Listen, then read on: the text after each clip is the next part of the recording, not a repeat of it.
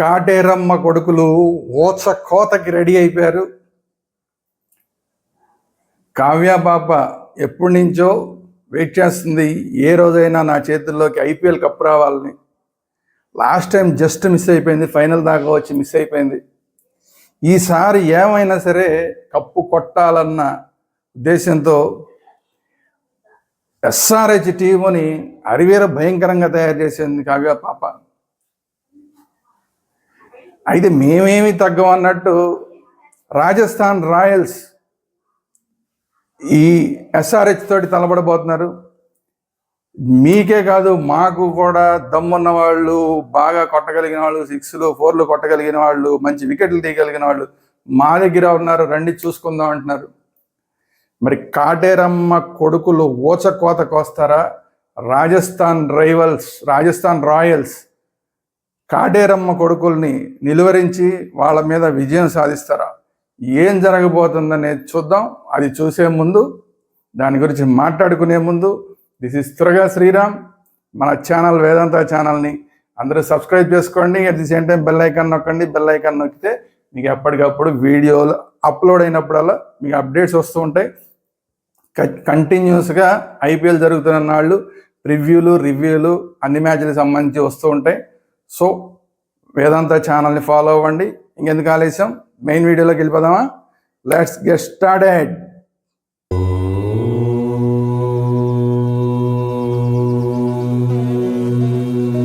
So ఈ కొట్టుడేంట్రా బాబు అని చెప్పి ఐపీఎల్ టీములు మాత్రమే కాదు, ప్రపంచంలో ఉన్న T20 ఆడే దేశాలన్నీ కూడా అసలు షాక్ అయిపోయినాయి. ఎవరైనా ఎంత కొడతారండి? ఒక పవర్ ప్లేలో, T20లో పవర్ ప్లేలో ఎంత కొడతారు? మహా కొడితే 6 ఓవర్లకి 50 కొడతారా? పోనీ బాగా కొట్టారంటే 60 కొడతారా? 60 కొట్టారంటే 10 స్ట్రైక్ రేట్తో కొట్టినట్టు, ప్రతి ఓవర్కి 10 కొట్టినట్టు. పోనీ చాలదు 15 కొడతారా? ఓకే, కొట్టచ్చేమోనండి, ఎక్కడో రేర్ అకేషన్స్ కొట్టవచ్చేమో. అబ్బే, మాకు అది కూడా చాలదు. ఓవర్కి 20 కొడితే ఎంత అవుతుంది? 6 20లు 120. అబ్బే, ఇంకా అది కూడా సరిపోదు. 6 ఓవర్లో 125 కొట్టారు. అది కాటేరమ్మ కొడుకుల ఊచకోత అంటే అది అలా ఉంటుంది. దీన్ని తట్టుకోగలరా? అసలు అది చూసిన తర్వాత T20 ఫార్మేటే మారిపోయింది. మొత్తం అన్ని దేశాల్లోనూ T20 ఆడే దేశాలు పవర్ ప్లేని ఆడే విధానాన్నే మారిపోయింది. ఇంకా ఇలాగే ఆడాలి మనం కూడా అని చెప్పి ప్రతి వాళ్ళు అదే స్టైల్ ఆఫ్ బ్యాటింగ్లోకి వచ్చేసారు. అంత ఇంపాక్ట్ చూపించారు మన ట్రావెస్ హెడ్ అలాగే అభిషేక్ శర్మ. ఇద్దరు కలిసి కొట్టినట్టు కొట్టకుండా 6లు 4లు బాది 6 ఓవర్లు 125 కొట్టారు. ఇప్పటిదాకా ఇదే రికార్డ్. ఇంకా రాబోయే రోజుల్లో అవుతుందా అంటే మళ్ళీ వీళ్ళే ఏమైనా చేయగలిగితే చేయాలేమో తప్ప మరి వేరే వాళ్ళ వల్ల అవుతుందా అంటే డౌటే.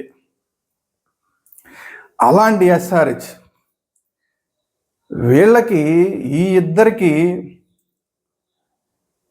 అసలు మామూలుగానే బాగా కొడతాడు, మంచి స్ట్రైక్ రేట్తో ఆడతాడు అని పేరుండి, సరే ఏదో కొన్ని కారణాల వల్ల ఇండియా టీం నుంచి బయటికి వెళ్ళిపోయి బీసీసీఐ కాంట్రాక్ట్ని కూడా కోల్పోయి ఏదో రకంగా మళ్ళీ బీసీసీఐ కాంట్రాక్ట్ని సంపాదించాలి, నన్ను నేను ప్రూవ్ చేసుకోవాలి, మళ్ళీ ఇండియా టీం తరఫున ఆడాలి అని కంటిన్యూస్గా లోకల్ మ్యాచ్లన్నీ ఆడుతూ, ఇండియాలో జరుగుతున్న మ్యాచ్లన్నీ ఆడుతూ, రంజీ ట్రోఫీ లాంటివి మిగతా టోర్నమెంట్లో ఆడుతూ, ఈరోజు ఈ కాటేరమ్మ కొడుకుల లిస్టులో తను కూడా జాయిన్ అయ్యి 1 డౌన్లో దిగి ఊచకోతని నెక్స్ట్ లెవెల్కి తీసుకెళ్ళటానికి రెడీగా ఉన్నాడు మన ఇషాన్ కిషన్. ఈసారి ఖచ్చితంగా తను ప్రూవ్ చేసుకోవాలన్న కసితో ఆడబోతున్న ఇషాన్ కిషన్ 1 డౌన్లో వచ్చి, వీళ్ళు ఒకవేళ ఫెయిల్ అయినా కూడా ఆ స్ట్రైక్ రేట్ ఏమాత్రం తగ్గకుండా, ఒకవేళ వీళ్ళు సక్సెస్ అయ్యి వీళ్ళు ఫుల్ స్ట్రైక్ రేట్తో కొడితే ఇంకా అంతకు మించి దాన్ని ఏమాత్రం తగ్గకుండా దాన్ని అలాగే ముందు తీసుకెళ్ళడానికి ఇషాన్ కిషన్ రెడీగా ఉన్నాడు. దాని తర్వాత నితీష్ కుమార్ రెడ్డి లాస్ట్ ఐపీఎల్లో సెన్సేషన్ చేసి ఇండియా టీంలో కూడా ఎంట్రీ ఇచ్చి టెస్టుల్లో కూడా సెంచరీ కొట్టి, సరే కొన్ని గాయాల వల్ల ఇప్పుడు మళ్ళీ కొంతకాలం రెస్ట్ తీసుకుని ఫుల్ జోష్ తోటి ఇప్పుడు మళ్ళీ వస్తున్న నితీష్ కుమార్ రెడ్డి, దాని తర్వాత క్లాసెన్ 23 కోట్లు పెట్టి మనం మళ్ళీ రిటైన్ చేసుకున్న క్లాసెన్. ఇక క్లాసెన్ కొట్టడం మొదటిది ఈ రోజు ఉన్న పరిస్థితుల్లో ఆల్ ఓవర్ వరల్డ్ క్రికెట్లో అంత స్ట్రైక్ రేట్తో కొట్టే బ్యాట్స్మెన్ మళ్ళీ ఇంకోటి ఎవడు కనిపించట్లా, ఆ స్థాయిలో కొడుతున్నాడు. ఆ మధ్య కొంచెం చిన్న ఇబ్బందులు, ఫిట్నెస్ వచ్చినట్టుంది. ఆ ఫిట్నెస్ ఇబ్బందుల నుంచి కూడా మళ్ళీ బయటకు వచ్చి మళ్ళీ సౌత్ ఆఫ్రికా తరపున ఆడి మళ్ళీ ఫామ్లోకి వచ్చాడు. ఫుల్ ఫామ్లో ఉన్న క్లాసెన్ని ఈసారి తట్టుకోగలరు. లాస్ట్ టైమే తట్టుకోలేకపోయారు, ఈసారి ఎలా తట్టుకుంటారు? ఇది కాటేరమ్మ కొడుకుల ఊచకోత చూడండి ఎలా ఉందో. ఇక కింద అసలు మనోహర్ కానీ లేదంటే హర్షల్ పటేల్ కానీ ఇంకా అసలు అలా చూసుకుంటూ ప్యాట్ కమిన్స్ కానీ ఇలా చూసుకుంటూ పెడితే లాస్ట్లో 9వ నెంబర్ బ్యాట్స్మెన్ దాకా కూడా కొట్టేవాళ్ళే ఉన్నారు. ఇలాంటి టీం తోటి సంజు శాంసన్ ఎప్పటి నుంచో ఇండియా టీంలో సెన్సేషన్ అవ్వాలని ప్రయత్నం చేయడం, కొన్నాళ్ళు ఆడడం, సక్సెస్ అవ్వకపోవడం, మళ్ళీ బయటికి వెళ్ళిపోవడం, మళ్ళీ ఇండియా టీంలోకి రావడం, మళ్ళీ ఆడడం, ఏదో ఒక మ్యాచ్ ఆడి 4 మ్యాచ్లు ఆడలేక మళ్ళీ టీంలో స్పేస్ కోల్పోవడం, మళ్ళీ వెనక్కి వెళ్ళిపోవడం, ఇట్లా సంజు శాంసన్ చరిత్ర అంతా నడుస్తూనే ఉంది. ఐపీఎల్లో మాత్రం బాగానే ఆడుతున్నాడు. అలా కానీ లేటెస్ట్గా ఫుల్ ఫామ్లోకి వచ్చేసి ఒక పెద్ద సెన్సేషనే అయిపోయాడు ఇండియా టీంలో. ఇప్పుడు సంజు శాంసన్ అంటే అబ్బో మామూలుగా లేదు. అంత బాగా ఆడుతున్న సంజు శాంసన్ ఇప్పుడు రాజస్థాన్ రాయల్స్ క్యాప్టెన్గా ఉన్నాడు. తను కూడా ఏమీ తగ్గడు, రావడం కొట్టడం. అదే అభిషేక్ శర్మతో కలిసి తను ఇండియా టీంలో తనే ఆడుతున్నాడు. అభిషేక్ శర్మ ఎంత కొడతాడో అంతకు తగ్గకుండా కొడతానని చెప్పి ఇప్పుడు సంజు శాంసన్ కూడా కొడుతున్నాడు. సో అలాంటి సంజు శాంసన్ ఇప్పుడు క్యాప్టెన్గా ఉన్న రాజస్థాన్ రాయల్స్ ఈ 2 తలపడబోతున్నాయి. ఈ 2 రాజస్థాన్ రాయల్స్లో ఇంకొక ఓపెనర్ వెయిటింగ్లో ఉన్న ఓపెనర్ యశస్వి జైస్వాల్. ఎప్పుడు అవకాశం దొరికితే నాకు దొరికితే దుమ్ములేపేస్తా అని చెప్పి వెయిటింగ్లో ఉన్న యశస్వి జైస్వాల్ కూడా మళ్ళీ ఇదే టీంలో ఉన్నాడు. అంటే మనకి ఓపెనర్గా ఆల్రెడీ ఆడుతున్న అభిషేక్ శర్మ ఎస్ఆర్హెచ్లో ఉంటే, ఇంకొక మనకి ఇండియా టీంకి ఓపెనర్గా ఆడుతున్న సంజు శాంసన్ ఈ పక్కన ఉంటే, మళ్ళీ వెయిటింగ్లో ఉన్న నెక్స్ట్ నాదే ఛాన్స్ అని వెయిటింగ్లో ఉన్న యశస్వి జైస్వాల్ కూడా రాజస్థాన్ రాయల్స్ వైపు ఉన్నాడు. అంటే ఇటు ఒక ఓపెనర్, మన ఓపెనర్లో ఒకళ్ళు ఎస్ఆర్హెచ్కి ఉంటే 2 ఓపెనర్లు రాజస్థాన్ రాయల్స్కి ఉన్నారు. ఇది పరిస్థితి. వీళ్ళకి తోడు జోఫ్రా ఆర్చర్ అసలు మామూలు ఫాస్ట్ బౌలర్ కాదు. ఒక టైంలో అయితే అసలు అందరినీ వణికించేశాడు. అలాంటి జోఫ్రా ఆర్చరు బౌలింగ్లో మీకెందుకు మీరు గనక మంచి స్కోర్ నాకు ఇస్తే ఎట్టి పరిస్థితుల్లో అవతల వాళ్ళందరినీ కూడా వాళ్ళు కాటేరమ్మ కొడుకులు అవ్వచ్చు, ఎవరన్నా అవ్వచ్చు, వాళ్ళందరినీ కూడా ఆపే బాధ్యత నాది అని ధైర్యంగా చెప్పగలిగిన జోఫ్రా ఆర్చర్ ఉన్నాడు రాజస్థాన్ రాయల్స్ టీంలో. వీళ్ళు కాకుండా వెస్టిండీస్ చెందిన హెట్మేర్ ఏ టైంలో అయినా సరే, అసలు ఇన్ని ఐపీఎల్ ఆడినా కూడా ఏ ఒక్క ఐపీఎల్లోనూ కూడా హిట్మేర్ ఫెయిల్ అయ్యిందే లేదు. ఏదైనా ఒక మ్యాచ్లో ఆడకపోవచ్చు కానీ, 2 మ్యాచ్లు ఆడకపోవచ్చు కానీ, 3వ మ్యాచ్ ఖచ్చితంగా కొడతాడు. ఆ మ్యాచ్ గెలిపిస్తాడు. మిగతా వాళ్ళు కొట్టారా లేదా సంబంధం లేదు, తను ఒంటి చేత్తో గెలిపించేస్తాడు మ్యాచ్ని. అలాంటి హెట్మేర్ రాజస్థాన్ రాయల్స్ వైపు ఉన్నాడు.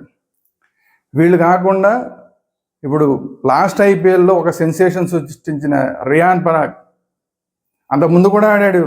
అంతకుముందు కూడా ఎప్పుడు ఆడినా కూడా మంచి ఫీల్డరు, మంచి బ్యాట్స్మెన్, అది కాకుండా బౌలింగ్లో కూడా ఉపయోగపడతాడు. అలాంటి రియాన్ పరాగ్ లాస్ట్ ఐపీఎల్లో తన బ్యాటింగ్ స్టైల్ని మార్చి ఇప్పుడు అభిషేక్ శర్మ స్టైల్లోకి తను కూడా వచ్చాడు. సో అలాంటి స్ట్రైక్ రేట్తో ఆడుతున్నాడు ఇప్పుడు. అలాంటి రియాన్ పరాగ్ ఉన్నాడు. వీళ్ళు ఏం తక్కువేం కాదు. వాళ్ళు కాటేరమ్మ కొడుకులు అయితే మేము కూడా ఏం తక్కువ కాదు, రాజస్థాన్ సత్తా ఏంటో చూపిస్తాం, రాజస్థాన్ రాజ్పూత్ సత్తా ఏంటో చూపిస్తాం అంటున్నారు. సో ఇలాంటి ఈ 2 టీములకి మధ్య టగ్ ఆఫ్ వార్ లాగా జరగబోతుంది మ్యాచ్. అసలు వీళ్ళిద్దరి మధ్య కూడా ఇంతకు ముందు మ్యాచ్ల్లో ఎలాగుంది, వీళ్ళ చరిత్ర ఎలాగుంది అంటే, ఎస్ఆర్హెచ్ ఆర్ఆర్ ఇద్దరూ కలిసి ఎదురుపడింది 20 మ్యాచ్లు ఆడారు. అంటే లాస్ట్ ఐపీఎల్స్ అన్నింటిలో 17 సీజన్లోనూ 20 మ్యాచ్లు ఆడితే ఎస్ఆర్హెచ్ గెలిచిన 11, రాజస్థాన్ రాయల్స్ గెలిచిన 9. అంటే కొంచెం ఎక్కువగా ఎస్ఆర్హెచ్ ఉన్నా కూడా ఎక్కువ లేదంటే పెద్ద తేడా లేదు, 2 మ్యాచ్ల తేడా. వీళ్ళు 11 గెలిస్తే 20లో వీళ్ళు 9 గెలిచారు రాజస్థాన్ రాయల్స్ ఏం తక్కువ కాదు. మేము మీకు పోటాపోటీగా వస్తున్నాం అంటున్నారు. సో హైయెస్ట్ స్కోర్ తీసుకుందామంటే ఎస్ఆర్హెచ్ హైయెస్ట్ స్కోర్ 217 ఈ రెండింటి మధ్య చూసుకుంటే. అయితే ఎస్ఆర్హెచ్ మీద ఆర్ఆర్ వాళ్ళ హైయెస్ట్ స్కోర్ ఎంత అంటే 220, ఇంకా అప్పర్ హ్యాండ్లోనే ఉంది రాజస్థాన్. వీళ్ళు 217 అయితే వాళ్ళు 220. అయితే 3 రన్సే పెద్ద తేడా కాదు, కానీ 3 రన్స్ తేడా అయినా కూడా అప్పర్ హ్యాండ్లో రాజస్థాన్ రాయల్స్ ఉంది. సరే, లోయెస్ట్ స్కోర్లు వీళ్ళ మధ్య ఉన్న లోయెస్ట్ స్కోర్లు ఏంటి చూద్దాం. లోయెస్ట్ స్కోర్ చూసి ఎస్ఆర్హెచ్ 127 లోయెస్ట్ స్కోర్ అయితే 102 లోయెస్ట్ స్కోరు రాజస్థాన్ రాయల్స్. ఇక్కడ కూడా రాజస్థాన్ రాయల్సే అప్పర్ హ్యాండ్, ఎందుకంటే ఇక్కడ మాత్రం అప్పర్ హ్యాండ్ లోయెస్ట్ స్కోర్ విషయంలో కొంచెం బెటర్గా, ఈ రెండింటిలో కొంచెం బెటర్గా ఏదిందంటే ఎస్ఆర్హెచ్ బెటర్గా ఉంది. 127 లోయెస్ట్ స్కోర్, వీళ్ళది 102. అది కూడా పెద్ద తేడా ఏం కాదు, కానీ అసలు అలాంటి స్కోర్లు రాబోయే రోజుల్లో వచ్చే అవకాశాలు లేవులేండి. ఇప్పుడున్న పరిస్థితుల్లో వస్తాయా అంటే డౌటే. సో ఇంత టైట్గా ఉంది, ఇద్దరి మధ్య కూడా చాలా టైట్గా ఉంది సిచ్యుయేషన్. మరి వీళ్ళ బలాలు ఏంటి, బలహీనతలు ఏంటంటే అసలు కాటేరమ్మ కొడుకులు ఎస్ఆర్హెచ్కి మాత్రం బ్యాటింగే బలం, గతంలోనేమో బౌలింగే బలం. ఒకప్పుడు భువి, నట్టు వీళ్ళందరూ ఉన్నప్పుడు అసలు బౌలింగే ప్రధాన బలం అని చెప్పి బౌలింగ్తోనే ఒకవేళ తక్కువ స్కోర్లు కొట్టినా కూడా, బ్యాట్స్మెన్ తక్కువ స్కోర్లు కొట్టినా కూడా దాన్ని కూడా రిస్ట్రిక్ట్ చేసి అంత కూడా కొట్టకుండా అవతలాలని చేసి భువి, నట్టు లాంటి వాళ్ళు అద్భుతంగా బౌలింగ్ చేసి బౌలింగ్ టీం అంటే ఇదిరా బాబు అనిపించేవాళ్ళు. అలాంటిది సడన్గా బ్యాటింగ్ టీం అయిపోయింది, అరివీర భయంకరమైన బ్యాటింగ్ ఉన్న టీంగా ఎస్ఆర్హెచ్ మారిపోయింది. కానీ ఇప్పుడు పరిస్థితి చూస్తే బౌలింగే కొంచెం వీక్గా ఉంది ఎస్ఆర్హెచ్కి, ఎందుకంటే మహమ్మద్ షమీ ఉన్నాడు. భూమి బదులు మహమ్మద్ షమీని తీసుకున్నారు. మహమ్మద్ షమీకి ఫిట్నెస్ సమస్యలు ఉన్నాయి, ఎంతవరకు ఆడగలడు, ఎంతవరకు 100% ఆడగలడు అనేది క్వశ్చన్ మార్క్గా ఉంది. హర్షల్ పటేల్ ఉన్నాడు. హర్షల్ పటేల్ ఏదైనా స్లో పిచ్ అయితే కనుక ఇతను వేసే స్లో బాల్స్ అవన్నీ కూడా ఆడడం కొంచెం కష్టం అవుతుంది తప్ప, మరి పిచ్చిని బట్టి కొంచెం అతని పెర్ఫార్మెన్స్ ఎలా ఉంటుంది ఏంటి అనేది చూడాలి. సో ఇది పరిస్థితి. ఆడన్ జంప స్పిన్ విభాగంలో ఆడన్ జంప ఉన్నాడు. సరే, అలాగా అభిషేక్ శర్మ ఉన్నాడు, అలాగే చాహర్ ఉన్నాడు. మరి చాహర్కి ఛాన్స్ వస్తుందా, చాహర్తో పాటు జంపాకి కూడా ఛాన్స్ వస్తుందా, లేదంటే వేరే ఎవరన్నా స్పిన్నర్ని ప్రిఫర్ చేస్తారా? ఎవరిని తీసుకున్నా కూడా ఒకే స్పిన్నర్లే తప్ప అద్భుతమైన స్పిన్నర్లు అని చెప్పడానికి లేదు. కాబట్టి ఇప్పుడు చూస్తే మాత్రం బ్యాటింగ్ చాలా స్ట్రాంగ్గా ఉంది ఎస్ఆర్హెచ్కి, బౌలింగ్ మాత్రం కొంచెం అటు ఇటుగా ఉంది. కానీ వీళ్ళ దగ్గరికి వచ్చేసరికి ఈ రాజస్థాన్ రాయల్స్ దగ్గరికి వచ్చేసరికి అద్భుతంగా బ్యాటింగ్ ఉంది. అంటే కాటేరమ్మ కొడుకుల స్థాయిలో, ఎస్ఆర్హెచ్కున్న స్థాయిలో అరివీర భయంకరులైన బ్యాట్స్మెన్ ఉన్నారు అనడానికి లేదు, అలాగే అరివీర భయంకరులైన బౌలర్లు ఉన్నారంటానికి లేదు. అయితే బ్యాలెన్స్డ్గా ఉంది. అందరూ మంచి బ్యాట్స్మెన్ ఉన్నారు, మంచి బౌలర్లు కూడా మంచిగానే ఉన్నారు. సో ఇలాంటి పరిస్థితుల్లో ఏం జరుగుతుంది అంటే, ఖచ్చితంగా రాజస్థాన్ రాయల్స్ కనుక ఫస్ట్ బ్యాటింగ్ చేస్తే 200 కన్నా తక్కువ స్కోర్ చేస్తే ఎస్ఆర్హెచ్ని ఆపడం కష్టం.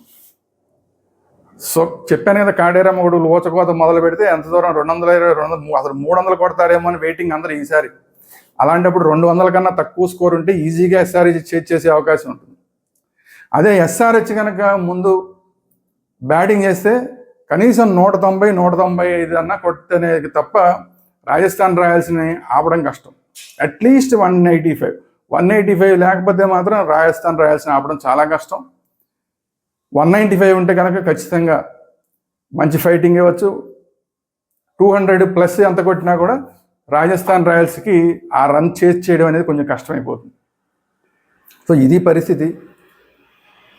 మరి ఇటు ప్యాట్ కమిన్స్, అటు సంజు శాంసన్ కెప్టెన్లు,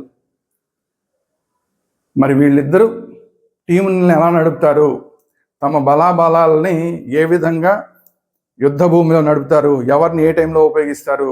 బ్యాటింగ్ అంటే సరే ఎలాగా అవి తెలిసిపోతాయి, కానీ బౌలింగ్లో ఏ టైంలో ఎవరిని ఉపయోగించాలని తెలివిగా ఉపయోగించగలుగుతారు, టాస్ ఎవరు గెలుస్తారు, పిచ్ ఎలా ఉంది, పిచ్చికి టాస్కి మధ్య ఆ అడ్వాంటేజ్ ఎవరికి వస్తుంది, ఇలాంటివన్నీ చాలా ఉన్నాయి.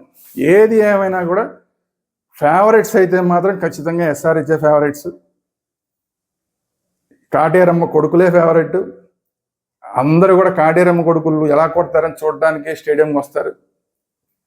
చూద్దాం ఏం జరుగుతుందో, ఎలా జరుగుతుందో. కాటేరమ్మ కొడుకుల ఊచకోత మొదటి మ్యాచ్ నుంచే స్టార్ట్ అవ్వాలని చెప్పి తెలుగు వాళ్ళందరూ కోరుకుంటున్నారు. అది జరగాలని మనం కూడా కోరుకుందాం. ఇది ఈరోజు వీడియో.